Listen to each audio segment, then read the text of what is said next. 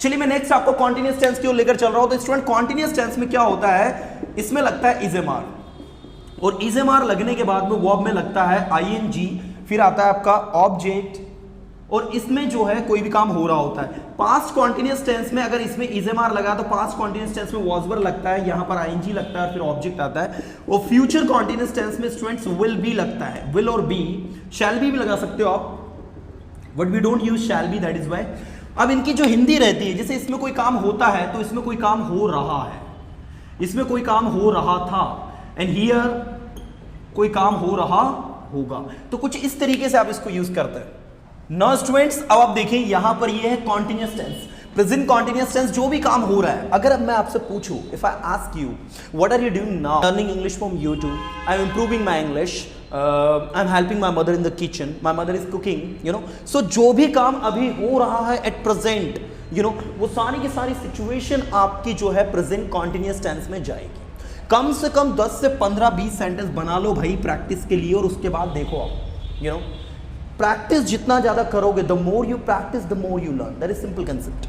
Now इसके बाद है सिंपल पास्ट टेंस, इसको भी इसी तरीके से प्रैक्टिस करेंगे कि I was doing my work, I was going there, I was helping my friends, she was making sentences, when I went there she was sleeping, you know, she was watching TV, he was playing with his friends, when I went at his home he was watching TV, जब मैं उसके घर गया तो वो TV देख रहा था। इस तरीके से आप दो सेंटेंस को जोड़ सकते हैं, when I went at his home he was watching TV. तो इस तरीके से, इसी तरीके से सिंपल फ्यूचर टेंस में जो भी काम भविष्य में हो रहा होगा, like tomorrow you will be watching this video, tomorrow you will be learning English, tomorrow you will be doing this work, you know, so भविष्य में कोई काम हम कर रहे होंगे, वहां पर हम लोग will be का यूज करते हैं ing के साथ में। इसके बाद जो नेक्स्ट होता है स्टूडेंट्स, वो होता है परफेक्ट टेंस। और परफेक्ट टेंस में आपको बता दूं मैं, तीनों परफेक्ट के साथ में प्रेजेंट में लगता है हैज हो, पास्ट में लगता है हैड, और फ्यूचर में लगता है विल हैव। मतलब ये टू हैव ग्रुप यूज होता है, V3 और V3 हम लोग इसमें यूज करते हैं वर्ब के तौर पर, और ये कुछ इस तरीके से आपका जो है यूज होता है प्रेजेंट परफेक्ट टेंस, जो कि आप कोई काम जो है भाई कर आपने लिया है, कर आप चुके हो, या जो काम आप कर चुके थे, या जो काम आप कर चुके होंगे।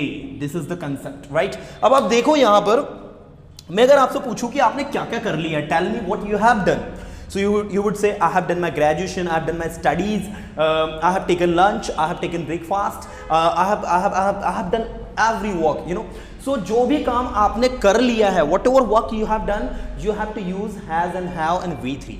आपको कम से कम इसके भी 15 से 20 सेंटेंसेस बोलना है। She has done her graduation, she has done her study, she has done her house hold को वर्क, यू नो, तो इस तरीके से जो जो काम शी ने कर लिया, ही ने कर लिया, आई ने कर लिया, यू ने कर लिया, वी ने कर लिया, दे ने कर लिया, सारे सब्जेक्ट के साथ में आप इनको यूज करिए। इसके बाद में आप इसी तरीके से पास्ट परफेक्ट को यूज करिए कि पास्ट परफेक्ट टेंस में किसने क्या किया था, like she had gone there, वो वहां जा चुकी थी, शी हैड कम हियर, वो यहां आ चुकी थी, I had done my work, मैं अपना काम कर चुका था।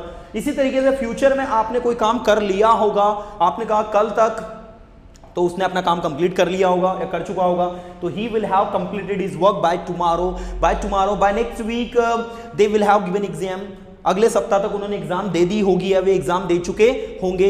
Bye next month I will have celebrated my birthday, अगले महीने तक मैं अपना बर्थडे सेलिब्रेट कर चुका हूंगा। So in future the work that you have done, you know, जो काम आप फ्यूचर में कर लिया आपने होगा, उसके लिए आप फ्यूचर परफेक्ट का यूज जो है करते हैं। इसके बाद नेक्स्ट जो टेंस होते हैं स्टूडेंट्स, ये भी काफी ज्यादा सरल होते हैं। इस टेंसेस को समझने के लिए मैं चाहता हूं थोड़ा सा आप एक्स्ट्रा अटेंशन दें, क्योंकि ये टेंसेस बहुत सारे स्टूडेंट को समझ में नहीं आते हैं। इसमें आपको हैज यू बीन लगाने के बाद स्टूडेंट वर्ब में आईएनजी लगानी होती है और फिर ऑब्जेक्ट लगाना होता है, and the most important thing कि आपको इसमें समय भी लगाना होता है सिंस ऑब्लिक फॉर के साथ में, और फिर टाइम ऐड करना होता है।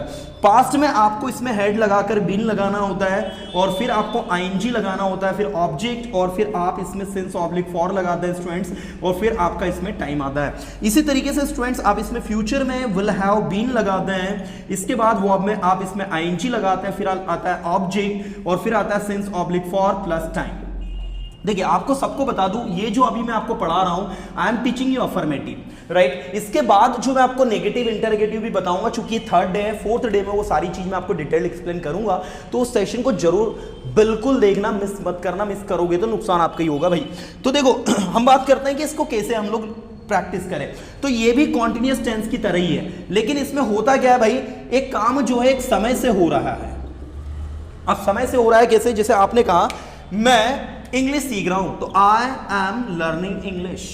लेकिन अगर आपने कहा मैं 2 महीने से इंग्लिश सीख रहा हूं, तो अब आप कहोगे I have been learning English for 2 month, right. अब आपको बता दूं मैं, ये सिंस है और ये आपका फॉर है। इसमें सिंस लगता है आपका पॉइंट ऑफ टाइम के साथ में और ये लगता है आपका पीरियड ऑफ टाइम के साथ में, राइट। तो पॉइंट ऑफ टाइम में स्टूडेंट्स जो चीज आती है आपकी, वो आती है 2 o'clock, 3 o'clock, किसी दिन का नाम संडे, मंडे, ट्यूसडे, किसी महीने का नाम जनवरी, फरवरी, मार्च, कोई 2002, 2003, इसके बाद कोई डेट आ जाए 23 अप्रैल, तो इनके सबके साथ आप सेंस लगाते हो। लेकिन 4 का उपयोग होता है स्टूडेंट सेकंड से बड़ा होता है मिनट से बड़ा होता है आवर से बड़ा होता है डे से बड़ा होता है वीक से बड़ा होता है मंथ से बड़ा होता है ईयर से बड़ा होता है डिकेड और डिकेड से बड़ा होता है सेंचुरी। तो फ्रॉम सेकंड टू सेंचुरी सबके साथ आपको क्या लगाना है, 4 लगाना है।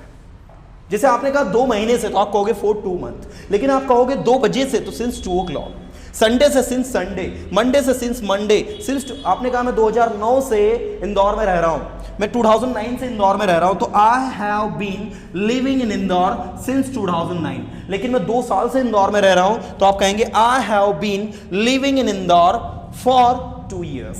So that is the major difference between since and for. Student, you must know the difference between since and for, right? So guys, you can see the visible difference between these 2 tenses, because students are very much confused between present continuous and present perfect continuous. In the present continuous tense, you simply say I am coming, I am going, I am learning.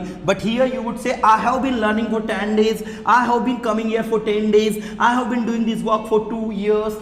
तो इस तरीके से आपका ये जो है use होता है। इनके बीच में बहुत ज्यादा डिफरेंस है। पास्ट में आप हैड बीन लगाते हैं, फ्यूचर में विल हैव बीन लगाते हैं, नो नीड टू एक्सप्लेन। अब आपको करना क्या है, एक ट्रिक से इनके सबको लर्न करना है कि कौन से टेंस में वर्ब की कौन सी फॉर्म लगती है। अब आपको देखना है कि कॉन्टिन्यूअस टेंस में क्या लगा रहा है भैया, is am are was were and will be, right. ये बिल्कुल लर्न कर लो कि कॉन्टिन्यूअस टेंस में आपको is am are was were और विल बी लगाना है।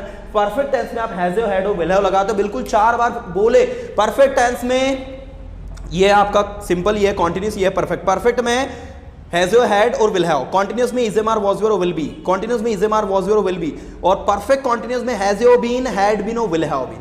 इसके बाद मैंने कहा कितने टेंस में वर्ब में एनजी लगता है, तो आपने कहा सर कॉन्टिन्यूअस में भी लगता है, परफेक्ट कॉन्टिन्यूअस में भी लगता है। मैंने कहा कितने टेंस में V3 लगता है, तो आपने कहा सर परफेक्ट के तीनों में लगता है, मतलब 3 टेंस में V3 लगता है और 6 टेंस में ING लगता है। बताओ कौन से टेंस में V2 लगता है, तो बोले सर सिंपल पास्ट में V2 लगता है। ऐसे इसको ओरल याद रखो यार। मैंने कहा ना, जितनी ज्यादा प्रैक्टिस उतनी अच्छी कमांड।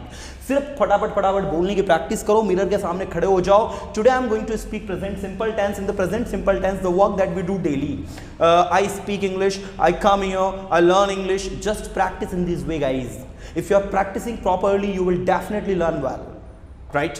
आई होप स्टूडेंट्स की इस वीडियो के माध्यम से छोटी सी मदद आपकी कर पाया होगा। अगर वीडियो अच्छा लगा तो फटाफट वीडियो को लाइक कर दो, शेयर कर दो अपने फ्रेंड सर्कल के साथ में, उन लोगों के साथ में जो वाकई में सीखना चाहते हैं। उनकी एक छोटी सी मदद हो जाएगी अगर आप उनके साथ ये वीडियो को शेयर कर रहे हो। साथ